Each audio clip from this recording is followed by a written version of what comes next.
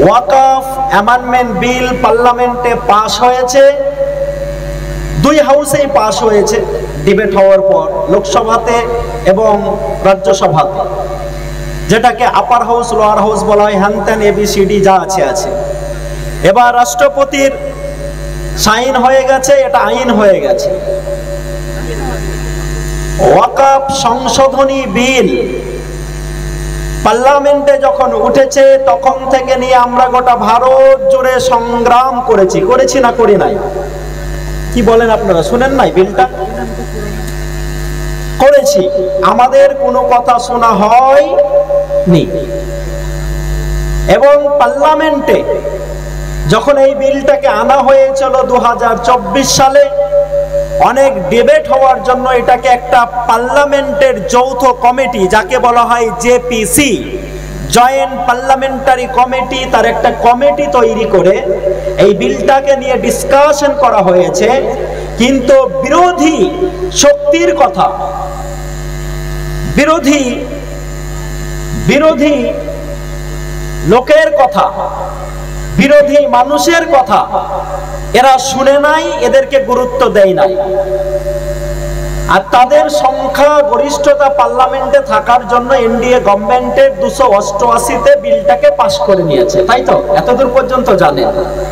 এবং বিল যখন পাশ হলো, পাশ হওয়ার পর যখন আমরা আমাদের যে সাংবিধানিক অধিকার আছে আমরা প্রোটেস্ট করতে পারি, এবং সেটা পুরো শান্তি শৃঙ্খলা বজায় রেখে একে যখন আমরা বলেছি এই বিলকে আমরা মানব না, সেন্ট্রাল গভর্নমেন্টকে এই বিলটাকে প্রত্যাহার করতে হবে, তখন আমাদের প্রতিবেশী একটা রাজ্য, নাম তার উত্তরপ্রদেশ, জিনার একজন মুখ্যমন্ত্রী, নাম তার আদি যোগীন্দ্রনাথ, গায়ের জোরে 300 মুসলমানকে নোটিশ দিয়েছে এবং প্রত্যেককে 2 লক্ষ টাকা করে নোটিশ ধরিয়েছে। কত করে বললাম? কত করে? আমার ভাষা বুঝতে পারেন না নাকি? না, 2 লক্ষ টাকা কথা বলছেন না কেন? সাউন্ড আসছে না? আচ্ছা, মানে আমার কান পর্যন্ত আসছে না। এটা আমার উইকনেস, আমার দুর্বলতা। একটু কথা বলুন না, আমাকে একাই ভয় লাগছে তো, মঞ্চ থেকে নেমেই তো আমি অ্যারেস্ট হতে পারি না। কি বলেন? আমাকে জালসাতে কেউ দেখেছেন কোনোদিন? শুনেছেন আমার বক্তৃতা? শুনেন নাই। কিন্তু এবার জালসাতে আমি নামতে শুরু করেছি। আপনার ভগলদিঘি এসেছিলাম, ভগলদিঘির সভাপতি আমাকে আস্তে আস্তে বলেছিলেন, হাবিবুল্লাহ ভাই শুধু আপনার জন্যই এলাম। আমি বললাম নিয়তটা একটু চেঞ্জ হয়ে যাক, আমাদের সব কিছু হচ্ছে ইন্নাস সালাতি ওয়া নুসুকি ওয়া মাহইয়ায়া ওয়া মামাতি লিল্লাহি রাব্বিল আলামিন, আল্লাহর জন্য। বললাম হ্যাঁ ওইটা তো আছে। তো ভগলদিঘিতে এসেছি, লোহাপুরে এসেছি, আপনাদের এলাকায় আসি নাই, ইনশাআল্লাহ পরে আসবো, যেহেতু আমি জালসাতে পুরোপুরি নেমে গেছি। তো আমার কথা বুঝতে অসুবিধা হচ্ছে আপনাদের? হয় নাই। তো যারা প্রোটেস্ট করেছে, প্রতিবাদ করেছে, তাদের প্রত্যেককেই 2 লক্ষ টাকা করে নোটিশ ধরিয়েছে যোগী গভর্নমেন্ট, এবং এটা গায়ের জোরে করা হয়েছে। আর পার্লামেন্টে যারা আমাদের ওয়াকফ সংশোধনী বিল এনে আমাদের মসজিদগুলোকে দুর্বল করার চেষ্টা করেছেন, আমাদের ঈদগাহগুলোকে কেড়ে নেওয়ার চেষ্টা করছেন, আমাদের কবরস্থানগুলোকে আমাদের কাছ থেকে ছিনিয়ে নেওয়ার চেষ্টা করছেন, আমাদের খানকা, আমাদের ইয়াতিমখানা, আমাদের এই সব যে মাদ্রাসাগুলো আছে এই মাদ্রাসাগুলোকে ছিনিয়ে নেওয়ার চেষ্টা করছেন, আমি হাবিবুল্লাহ বলছি না, ইতিহাস বলছে যে বা যারা ইসলামের বিরুদ্ধে যুদ্ধ ঘোষণা করেছে, আল্লাহ হয় তাকে হেদায়েত দিয়ে ইসলামে নিয়ে এসেছেন, না হয় দুনিয়া থেকে তাকে মলিন করে দিয়েছেন। নারে তাকবীর। সুতরাং এই ওপেন মঞ্চ থেকে আমি হাবিবুল্লাহ বলছি, আপনাদের সাপোর্ট নিয়ে, সর্বোপরি আল্লাহর সাপোর্ট তো আছে, এবং সোশ্যাল মিডিয়াতে আমার অনেকগুলো ক্যামেরা লাগানো আছে, বক্তৃতাটা লাইভ হয়ে যেতে পারে, কালকে আপনার প্ল্যাটফর্মে চলে যাবে, সবাই দেখবে। আমি হাবিবুল্লাহ তাদেরকে ইতিহাসের কথা স্মরণ করাতে এসেছি। কিসের কথা স্মরণ করাতে এসেছি? আবার আমাদের প্রধানমন্ত্রীকে তো কোনো কথা বলাই যাবে না, যাবে? আমি হাবিবুল্লাহ, আমি ক্যালকাটা ইউনিভার্সিটি থেকে পড়ে এসেছি। তো পড়ে যে এসেছি, তো আমার কোনো ক্লাসমেট থাকবে না? আপনারা কি মনে করেন? না, আমি শুধু সিঙ্গেল স্টুডেন্টস। আমার একটা ক্লাসমেট তো আপনার জালসার মঞ্চেও বসে আছেন, আমার ভাই গিয়াসউদ্দিন, যখন আমরা লস্করপুরে পড়তাম।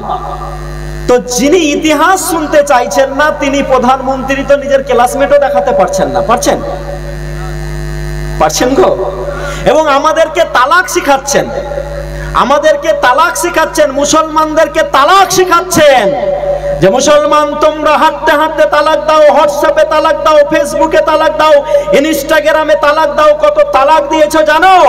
আমরা বলেছি হ্যাঁ কত তালাক দিয়েছি জানি, সার্ভে করুন। সার্ভে করে দেখা গেছে ভারতের মাটিতে যেই জাতিটা সব থেকে কম তালাক দিয়েছে তারা হচ্ছে মুসলমান। নারে তাকবীর। এবং আমরা বলতে পারি মুসলিম মহিলাদের জন্য যেই প্রধানমন্ত্রীর অন্তর কাঁদে, খুব ভালো কথা। মাঝে মাঝে যদি এরকম মায়া হয় তাহলে তো আমাদের উন্নতি হতেই পারে, পারে না? পারে না। কদিন আগে আমার দেশের প্রধানমন্ত্রী বলছিলেন যে আমাদের বাড়ির আশপাশে সব মুসলমানদের বাড়ি ছিল, আর মুসলমানদের বাড়ি থেকে ঈদের সময়তে আমাদেরকে কোনো রান্না করতে হতো না, সেদিন তাদের বাড়ি থেকে আমাদেরকে পায়েস আর সামাই পাঠানো হতো। আমি আমার দেশের প্রধানমন্ত্রীকে বলতে চাই, আজও মুসলমানরা আপনার বাড়িতে পায়েস আর সামাই পাঠাবে ইনশাল্লাহ। শুধু ঘৃণা দিয়ে যে এই দরজাটা বন্ধ করেছেন, ভালোবাসা দিয়ে ওটা খুলে দেন, আবার আমরা পাঠাবো ইনশাল্লাহ। পাঠাবো না? পাঠাবো নাই ইনশাআল্লাহ। আমরা ইনাকে ডেকেছি আমাদের ওপেন জালসাতে, আমাদের কোনো অসুবিধা আছে? আজকে রাম নবমী ছিল, কোন মুসলমান রাস্তায় নেমে বলেছে যে এটা করা যাবে না? যাবে বলেছে? বরঞ্চ আমরা তাদের চোখে আঙুল দেখিয়ে দিয়ে বলে দিতে চাই যে আমরা গোটা ভারতবর্ষে সহ গোটা পৃথিবীতে 200 কোটি মুসলমান 30 তারিখ আর 31 তারিখ ঈদুল ফিতরের নামাজ সম্পন্ন করেছি। কত তারিখ? 30 আর 31 তারিখ। আমি হাবিবুল্লাহ যেই গাড়িটাতে চেপে এসেছি এখনই আপনাকে রেখে দিয়ে চলে যাব। যদি আপনি প্রমাণ করে দিতে পারেন মুসলমানদের ঈদুল ফিতর পালন করার জন্য কোন অমুসলিম ভাইদের কোন ধর্মীয় স্থানকে ত্রিপল দিয়ে ঢাকতে হয়েছে, কেউ বলতে পারবেন? না। কদিন আগে হোলি পার হলো, কত মসজিদকে ত্রিপল দিয়ে ঢাকতে হলো না হলো নাই? কি বলেন আপনারা, হলো না হলো নাই? হয়েছে। এটা কি সবাই করে? এর পক্ষে কি সবাই? না, এর পক্ষে সবাই নয়। এর পক্ষে যদি সবাই হতো তাহলে 100-এর ভিতরে 100% ভোট কি বিজেপি পেয়েছে? সেই জাতির পেয়েছে? পাই নাই। তাই বন্ধু, আমরা আমার দেশের প্রধানমন্ত্রীকে বলতে চাই, ভালোবাসা যখন উঠছে তো আর একজন মহিলার জন্য ভালোবাসা উঠুক। সেটা হচ্ছে যশোদাবেন মোদি ভাই প্যাটেল। কি নাম বললাম? যশোদাবেন মোদি ভাই প্যাটেল। কার নাম এটা? কার নাম? প্রধানমন্ত্রী মিস্টার নরেন্দ্র মোদীর স্ত্রীর নাম। 17 বছর বয়সের একজন মেয়েকে 18 বছরের একজন ছেলে মোদিজি বিয়ে করেছিলেন, যাকে এখনো ছেড়ে আসতে পারেননি গুজরাটের মাটিতে। আপনি দিল্লিতে রাত কাটান, আপনার স্ত্রী যশোদাবেন গুজরাটে রাত কাটায়। নারীদের যদি অধিকার দিতে হয় প্রথমে নিজের স্ত্রীকে স্ত্রীর মর্যাদা দেওয়ার দরকার আছে না নাই? কি বলেন আপনারা, আছে না নাই? আছে।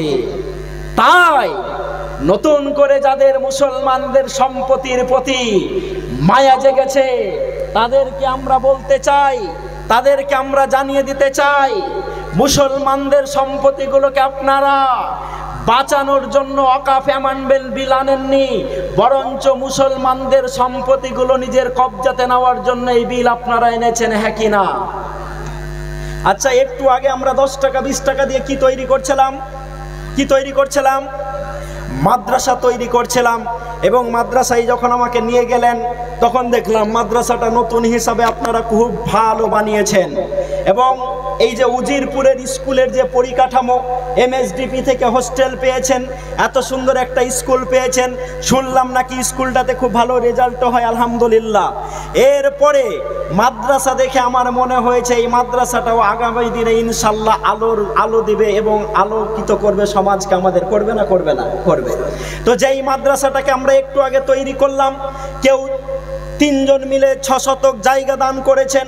আমরা 1 টাকা 10 টাকা 10,000 টাকা দিয়ে এই মাদ্রাসাটাকে বড় করলাম। কালকে যদি এখানকার ডিএম বলে দেন যে আগামী কালকে উজিরপুরের মাদ্রাসাটাকে মাদ্রাসা না রেখে বিয়ে বাড়ি করে দিলাম, আমরা মানতে পারবো? তাহলে আপনারা পারবেন নাকি? পারবেন? কেউ পারবেন? দেখেন না, 2025 সালে মুসলমানকে বলতে হবে বসে যাও, মুসলমানকে বলতে হবে বসে যাও। আচ্ছা আমি যদি হাতে, না আপনারা বলবেন না, আমি তো কন্ট্রোল করবো, এখন আমি তো বক্তা। আমরা যদি হাতে চিনি নিয়ে দিয়ে চিনিকে বলি চিনি তুমি মিষ্টি হও, তাহলে চিনির সম্মান দেওয়া হয় না অসম্মান করা হয়? চিনির অসম্মান করা হয়, কারণ চিনির কাজ কি? মিষ্টি। হাতে যদি নিম নিয়ে দিয়ে নিমকে বলি নিম তুমি তিতা হও, তো নিমকে সম্মান দেওয়া হয় না, কারণ নিমের জাতিগত নীতি হচ্ছে তিতা হওয়া। তো মুসলমানদের যেই নীতি, এই নীতি থেকে যদি মুসলমান সরে যায়, তাহলে তোমাকে শেষ করার জন্য আর কারো প্রয়োজন পড়বে? নিজেই তো শেষ হয়ে যাচ্ছ। হও নাই? হও নাই? হয়েছ। তো আমাদের সম্পত্তিগুলোকে যারা নিজের কবজা করার চেষ্টা করছেন, তাদেরকে দুটা চারটা ইতিহাস স্মরণ করাতে এসেছি আমি হাবিবুল্লাহ, এবং তাদেরকে বলতে এসেছি কোন মুসলমানদের সম্পত্তিগুলোকে আপনারা কবজা করতে চান। ইতিহাস তো নিজেরা পড়েন না, আমি হাবিবুল্লাহ ইতিহাস বলে যাচ্ছি। যদি টাইম হয় ট্রান্সলেটর দিয়ে শুনে নিয়েন। যেই আলেমরা যেই মাদ্রাসাতে থাকেন, যেই মসজিদে থাকেন, যাদের কাছ থেকে মসজিদ মাদ্রাসাগুলোকে কারার একটা পরিকল্পনা করছেন, সেই 2 লক্ষ মাওলানা আমার ভারতকে স্বাধীন করার জন্য ফাঁসির মঞ্চে ঝুলেছেন। নারে তাকবীর। কত লক্ষ বললাম? কত বললাম? Not a matter of jokes. আপনাকে আমি গল্প শোনাতে আসিনি। 2 লক্ষ আলেমকে ফাঁসির মঞ্চে ঝুলিয়েছে ইংরেজরা। আমার মাওলানারা বলেছিলেন নামাজ পড়া যেমন ফরজ, রোজা করা যেমন ফরজ, হজ করা যেমন ফরজ, তেমনি স্বৈরাচারী শাসক ইংরেজদের বিরুদ্ধে মুসলমানদের জিহাদ করাও ফরজ। তাই আমার মাওলানারা সেদিন জিহাদ করেছিলেন, না করেননি? কি বলেন? যদি না করতেন 1757 থেকে 1857 100 বছর, আর 1857 থেকে 1947 90 বছর, এই 190 বছর আমার ওলামায়ে কেরামরা বিছানাতে চোখ বন্ধ করে ঠিক মতো ঘুমাতে পারেনি। আপনি তো ইতিহাস পড়বেন না, ইতিহাস পড়ার তো চেষ্টাও করবেন না। কোন জাতিকে আপনি তুচ্ছ তাচ্ছিল্য করার জন্য তাদের অকাপ সম্পত্তিগুলোকে কেড়ে নিতে চান? কোন জাতিকে আপনি কমজোরি করার জন্য এদের সম্পত্তিগুলোকে আপনি কেড়ে নিতে চান? যেই জাতি ভারতে এসে ভারতের মহিলাদেরকে ব্লাউজ পরার অধিকার দিয়েছে। আমি টিপু সুলতান যখন দেখলাম এখানকার উচ্চ বর্ণের লোকেরা এখানকার নিচু জাতির মহিলাদেরকে ব্লাউজ পরতে দিত না, রাস্তা দিয়ে যখন হেঁটে যেত, রাস্তায় বসে গিয়ে যখন তারা মজা দেখত, আর ছোট জাতির মহিলারা যখন রাস্তা দিয়ে হেঁটে যেত, মাথার ওপরে যদি কোনো তারা কাঠ হোক, ঘাস হোক, বোঝা হোক উত্তোলন করত, ওপরের অংশটা পুরো খুলে যেত, তারা রাস্তায় বসে বসে মজা দেখত। আমি টিপু সুলতান বলেছিলাম ওরা হচ্ছে মানুষ, ওরা হচ্ছে মানুষ, ওদেরকেও ব্লাউজ পরতে দিতে হবে, তাই তাদেরকে কাপড় পরার আমরা অধিকার দিয়েছি। আমি তো মোহাম্মদ বিন কাসিম, শুধু আমাকে হাজ্জাজ বিন ইউসুফ যখন ভারতে পাঠায় বলেছিল ভারতে যাও, সেখানে অত্যাচার হয়, তাই মোহাম্মদ বিন কাসিম আমি ভারতে এসেছিলাম এখানকার মানুষদেরকে অত্যাচারের হাত থেকে বাঁচানোর জন্য, জোর করে কাউকে লা ইলাহা ইল্লাল্লাহ মুহাম্মদ রাসূলুল্লাহ বলার জন্য নয়। আচ্ছা কেউ যদি লা ইলাহা ইল্লাল্লাহ না বলে, তাহলে তাকে জোর করে আমরা লা ইলাহা ইল্লাল্লাহ বলাতে পারি? আপনারা কি বলেন? পারি? তাহলে স্টেজে যারা বসে আছেন তারা কি বলেন? পারি? আরে লা ইলাহা ইল্লাল্লাহ মুহাম্মদ রাসূলুল্লাহ যদি সবাই কি বলার প্রয়োজন পড়ে, তো কোরআনের আয়াতে আল্লাহ বলছেন আল্লাহ যদি চান তো পৃথিবীর সবকে ঈমান দিয়ে দিতে পারেন। পারেন না? পারেন না? তো আল্লাহ যেখানে চাননি এটা, সেখানে কোনো মুসলমান কাউকে জোর করে বলতে পারে লা ইলাহা ইল্লাল্লাহ পড়ো? বলতে পারে? পারে? বরঞ্চ বিশ্বনবী মুহাম্মদ রাসূলুল্লাহ সাল্লাল্লাহু আলাইহি সাল্লামকে এক জানি দুশমন, গাজওয়া থেকে ফিরছেন নবী, তলোয়ারটাকে রেখে দিয়ে একটু বিশ্রাম করছেন, এমত অবস্থায় সেই তলোয়ারটাকে তুলে নিয়ে একজন বলেছিল মাইয়ামনুকা মিন্নি ইয়া মুহাম্মদ, বলো মুহাম্মদ আমার হাত থেকে তোমাকে কে বাঁচাবে? আল্লাহ রাসূল নির্ভীকভাবে উত্তর দিয়েছেন আল্লাহ আল্লাহ আল্লাহ। হাত কাঁপতে লেগেছে, তলোয়ার পড়ে গেছে, তলোয়ারটা তুলেছেন, তোলার পর রাসূল বলছেন মাইয়ামনুকা মিন্নি, বলো এবার তোমাকে আমার হাত থেকে কে বাঁচাবে? তার তো ঈমান ছিল না, সে বলেছিল তুমি মুহাম্মদ, তুমি মুহাম্মদ, তুমি মুহাম্মদ। আল্লাহ রাসূল তাকে হত্যা করতে পারতেন না? পারতেন না? কি বলেন আপনারা? কিন্তু তাকে কি হত্যা করেছেন? করেছেন? করেন নাই? আজকে রাফা বর্ডারের যেই চিত্র আমরা দেখলাম, আজকে এই মসজিদে বসে আমাকে নূর মোহাম্মদ খাতির সাহেব ধরে নিয়েছিলেন। ধরে নেওয়ার পর বললেন, হাবিবুল্লাহ ভাই, আপনারা যেহেতু এই বিষয়গুলো নিয়ে একটু বেশি মাথা লাগান, আমাদের থেকে আপনি একটু বেশি মাথা দেখতে পারেন। এই যে ওয়াকাফ অ্যামেন্ডমেন্ট বিল 2025 পাস হয়ে গেল, যদি মনে হচ্ছে আমার সমস্ত সম্পত্তি নিয়ে আমাকে গভর্নমেন্ট ফকির করে দিত, তাও আমি খুশি হতাম, কিন্তু আমাদের সম্পত্তিগুলোর উপরে যে কালো নজর পড়েছে, আমার মন আর ভালো নেই, কথা বলতে ভালো লাগে না। আমি ওনাকে বললাম, হ্যাঁ নজর পড়েছে, কিন্তু একটা জিনিস জেনে রাখুন, এটা ওয়াকাফ অ্যামেন্ডমেন্ট বিল শুধু মসজিদ মাদ্রাসার জায়গার বিরুদ্ধে হয়নি, এটা ইসলামের বিরুদ্ধে যুদ্ধ ঘোষণা হয়েছে। আর ইসলামের বিরুদ্ধে যখনই যে বা যারা যুদ্ধ ঘোষণা করেছে, তারা পৃথিবী থেকে মিটে গেছে। নারে তাকবীর। ইনারাও মিটে যাবেন ইনশাআল্লাহ। মিটবেন না? আপনারা কি বলেন, মিটবেন না? রাফার বর্ডারের আজকে যেই ভয়াবহতা, কাল থেকে যে দেখছেন মানুষগুলো উপরে বোমের আঘাতে উঠছে নাই, দেখেন নাই সোশ্যাল মিডিয়াতে? আচ্ছা, ক্যান ইউ ইমাজিন, আপনি কল্পনা করতে পারেন আপনার একটা 4 বছরের ছেলে আছে, আপনার একটা 6 বছরের বাচ্চা আছে, আপনার একটা 10 বছরের পোতা আছে, যখন আপনি বাড়ি ঢুকেন সে দাদু বলে আপনাকে জড়িয়ে ধরে, আপনি যখন বাড়ি ঢুকেন আপনাকে আব্বা বলে সে আপনার বুকে ঢুকে যায়।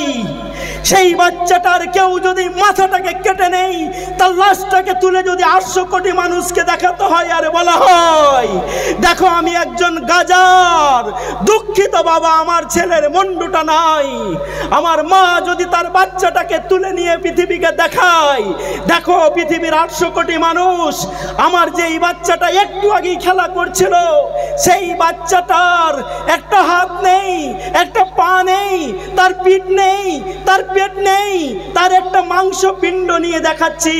আপনাকে আমি বলছি, যদি আপনার বাচ্চার সঙ্গে এটা ঘটে, আপনি সহ্য করতে পারবেন?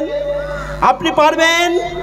তাহলে যারা 18 মাস থেকে এইরকম ভাবে সহ্য করছেন, তাদের জন্য তাদের দুঃখ প্রকাশ করার ভাষা আমাদের আছে? আছে? যারা হিউম্যান রাইটসের কথা বলেন, যারা মানবাধিকারের কথা বলেন, আর জাতিসংঘ, ইউনাইটেড নেশন, আপনাদেরকে আমাদের অনেক কিছু বলার আছে। বড় সভাতে যাব তখন বলবো ইনশাআল্লাহ। যেহেতু এখানে আমি খুব ছোট্ট টাইমের জন্য এসেছি, এত কিছু বলতে যাব না, আপনাকে শুধু আমি পয়েন্ট টু পয়েন্ট জাগাতে এসেছি। মুসলিম আপনি নজর খুলুন, না হলে শুধু দেশ শেষ হবে না, পৃথিবী শেষ হয়ে যাবে ইনশাআল্লাহ। মুসলমানরা যদি 2014 থেকে মুখ খুলতো, 92 টাকা লিটার ডিজেল কিনতে হতো। মুসলমানরা যদি 2014 সাল থেকে কথা বলতো, তাহলে 105 টাকা লিটার পেট্রোল কিনতে হতো। মুসলমানরা যদি 2014 থেকে কথা বলতো, তাহলে 748টা জীবনদায়ী ওষুধের দাম মোদী সরকার বাড়াতে পারতো না। যাদেরকে জয় শ্রীরামের কথা বলে, যারা জয় শ্রীরাম বলে, তাদেরকেও আমরা ভালোবাসি। বাসি না? কি বলেন আপনারা? বাসি না? আমি আমার গ্রামের ঈদগাহার সেক্রেটারি, আমি যখন আমার ঈদগাহার জন্য কালেকশন করছিলাম, টাকা উঠছিল, পাশে একটা ঈদগাহাতে দেখলাম একজন অমুসলিম মহিলা এসে বলল, আমার মেয়ের ক্যান্সার হয়েছে, মুসলিম ভাইয়েরা যদি কিছু দান করতে ভালো হতো। এই কথাটা বলার জন্য 13,500 টাকা ওই মুসলিম মহিলার হাতে দেওয়া হলো। তো তাদেরকে আমরা ভালোবাসি না? কি বলেন আপনারা? বাসি না? মুর্শিদাবাদের বেলডাঙ্গাতে আল্লাহকে গালি দেওয়া হয়েছিল, একবার শুনেছিলেন? নওদার আমতলাতে সাম্প্রদায়িক দাঙ্গা লাগার চেষ্টা করা হয়েছে, শুনেছেন? মোথাবাড়িটা সবাই শুনেছেন।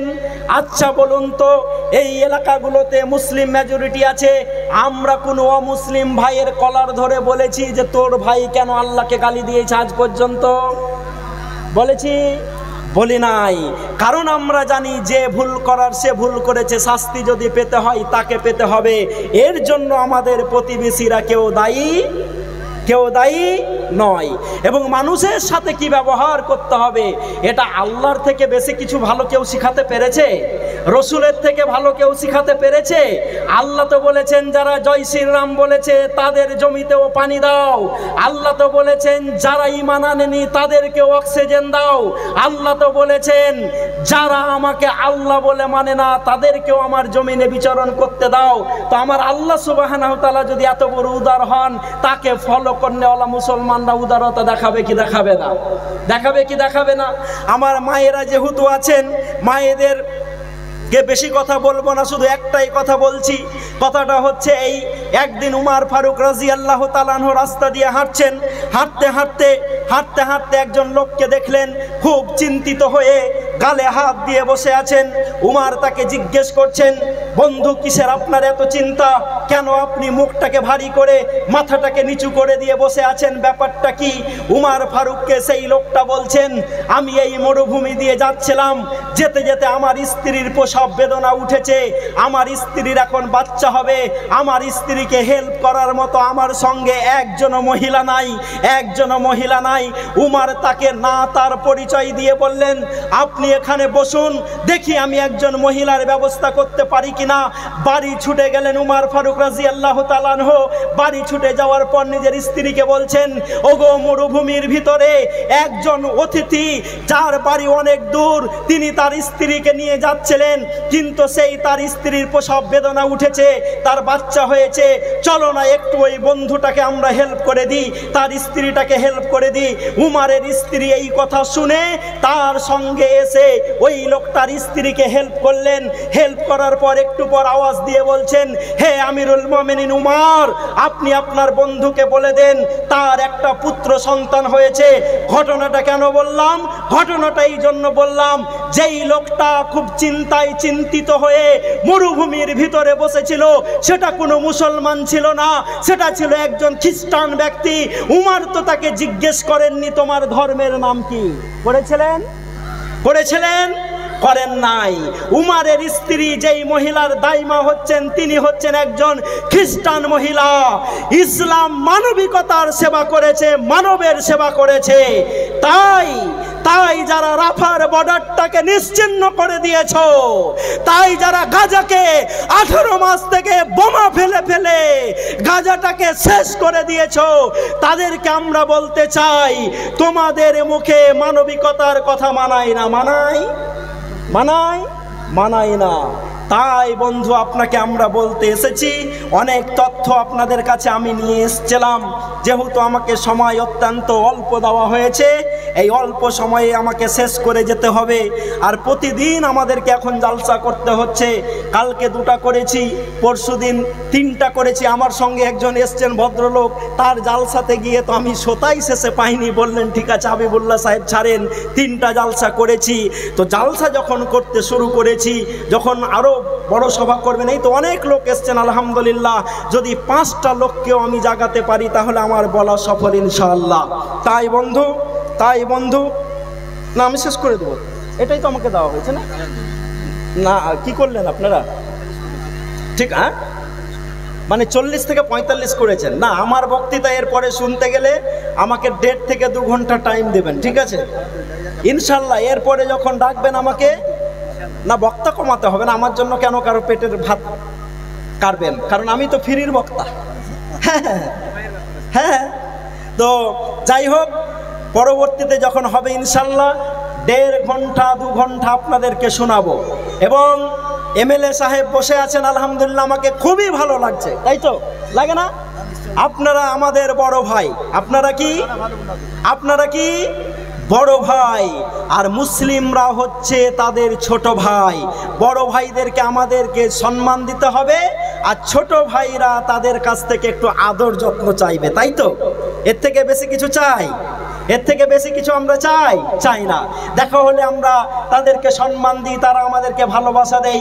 একটা বিচ্ছিন্নকামী দল ভারতের মাটিতে নতুন করে সাম্প্রদায়িকতার বীজ বপন করে হিন্দু মুসলমান ভাগ করার যে চেষ্টা করছে, আমি হাবিবুল্লাহ বলছি 2024 সালে যখন তারা বলেছিল আবকে বার 400 পার, 240-এই আটকে গেছে, আলহামদুলিল্লাহ আটকাই নাই।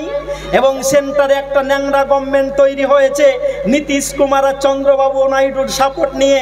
যদি নীতিশ কুমার আর চন্দ্রবাবু নাইডু সাপোর্টটা টেনে নেই তো এই সরকারটা পড়ে যাবে। আর অলরেডি ওয়াকফ বিলকে সমর্থন করার জন্য নীতিশ কুমারের 5টা বড় বড় নেতা তার দল থেকে পদত্যাগ করেছে। বলেন আলহামদুলিল্লাহ।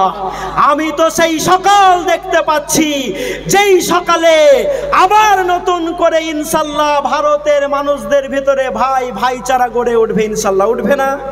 উঠবে না? আমরা যারা ইয়ংরা বসে থাকি আমাদের পাশে যদি কোনো বয়স্ক লোক এসে বসেন, তার মুখের দিকে যখন তাকাই, তার ধর্মটা না বুঝতে পারলেও তাকে আমরা চ্যাটটা ছেড়ে দিই না? ছাড়ি কি ছাড়ি না? ছাড়ি, কারণ এটা আমাদের আদবের ভিতরে পড়ে।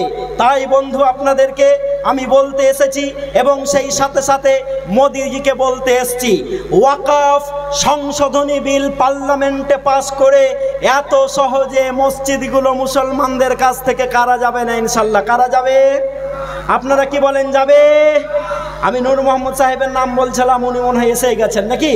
এসেই গেছেন। উনি খুব দুঃখ প্রকাশ করছিলেন আজকে মসজিদ আমাকে। এই সব বক্তাগুলোকে আল্লাহ বাঁচিয়ে রাখুন, বলেন আমিন।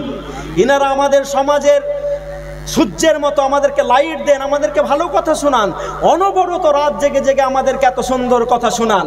আমি তো আমার সরকারকে ইতিহাস স্মরণ করিয়ে বলতে চাই যে এই মুসলমানদের তোমরা 27 লক্ষ বিঘা ওয়াকফ সম্পত্তিকে ধ্বংস করার জন্য এই বিলটা এনেছো।